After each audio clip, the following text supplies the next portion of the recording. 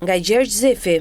Donald Trump ka një dobësi të njohur për superlativat, fitore totale, dominim total dhe tani, sipas presidentit amerikan, edhe kontroll total mbi ngushticën e Hormuzit, vetëm se Hormuzi nuk është një podium elektoral. Është një nga arteriet më të rëndësishme energjetike të planetit dhe aty kontrollin nuk e përcakton ai që flet me zë të lartë, por ai që vendos në praktik kush kalon, kur kalon dhe me çfarë rreziku. Sot më 13 gusht, Al Jazeera raportoi dy versione krejtësisht të kundërta të realitetit. Trump pretendon se SBA-ja kontrollon Hormuzin, ndërsa Teherani këmbgul se ngushtica mbetet nën kontrollin iranian. Kjo nuk është thjesht një përplasje propagandistike, është beteja për të përcaktuar se kush ka fuqi reale mbi korridorin detar më të ndjeshëm të lindjes së mesme, dhe këtu nis problemi për Donald. Sipas të dhënave të raportuara nga The Wall Street Journal, trafiku mbetet shumë larg normalitetit. Në një ditë u regjistruan vetëm 14 kalime, krahasuar me mbi 130 para shpërthimit të luftës në shkurt. Akoma më domethënse, vetëm 2 nga 166 kalimet e regjistruara gjatë gushtit kishin përdorur korridorin e mbrojtur nga SBA-ja për gjatë Omanit.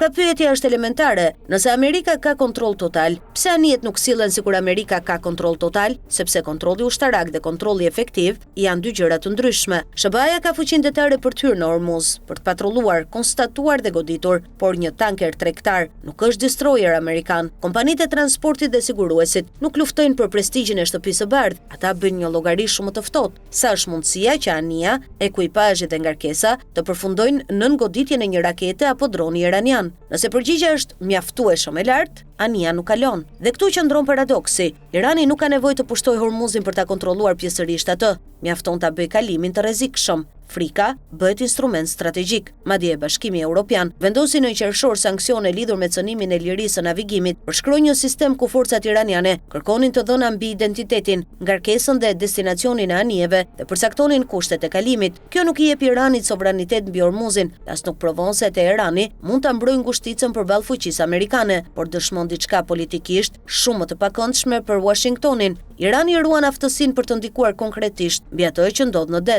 Prandaj përgjigjja serioze për pyetjen kush e kontrollon Hormuzin nuk është as ajo e Trump dhe as ajo e Teheranit. Askush nuk e kontrollon plotësisht. Amerika ka epërsinë ushtarake, Irani ka avantazhin gjeografik dhe aftësinë për të zhndërruar rrezikun në armë. Washingtoni mund të kontrollojë hapësirën ushtarake, ndërsa Teherani mund të ndikojë mbi kalkulimin ekonomik të atyre që duhet ta përshkojnë atë. Dhe këtu fjala total fillon të tingëllojë pothuajse komike, sepse nëse ke kontroll total, anijet kalojnë. Nëse ke kontroll total, kompanitë e sigurimit besojnë se rruga është e sigurt. Nëse ke kontroll total, kundërshtari nuk mund të ndryshojë sjelljen e tregut vetëm duke kërcënuar se do të godas. Mbi të gjitha, nëse ke vërtet kontroll total, zakonisht nuk e nevojë t'ia përsërisësh botën çdo ditë se e ke. Trump mund të kontrollojë narrativën në Washington. Pentagoni mund të ketë fuqinë më të madhe ushtarake në zonë. Irani mund vazhdojë të pretendojë se Hormuzi është në duart e tij. Por deti ka një kriter shumë brutal për të matur pushtetin. A kalojnë anijet normalisht? Për momentin jo. Dhe derisa tankerët të lundrojnë përsëri pa frikën se një raket, një dron apo një urdhër nga bregu iranian mund t'u ndryshojë kursin, kontrolli total i Trump mbetet më shumë slogan politik se sa realitet strategjik. Në fund, kapitenët e anijeve dhe tregjet po japin verdiktin më të sinik të kësaj lufte. Në Hormuz kontrolli nuk e ka domosdoshmërisht ai që ka flotën më të madhe, e ka ai që mund t'i bindë anijet të mos kalojnë. Dhe sot, kjo është një fjali shumë e pakëndshme për Donald Trump sesa për Teheranin.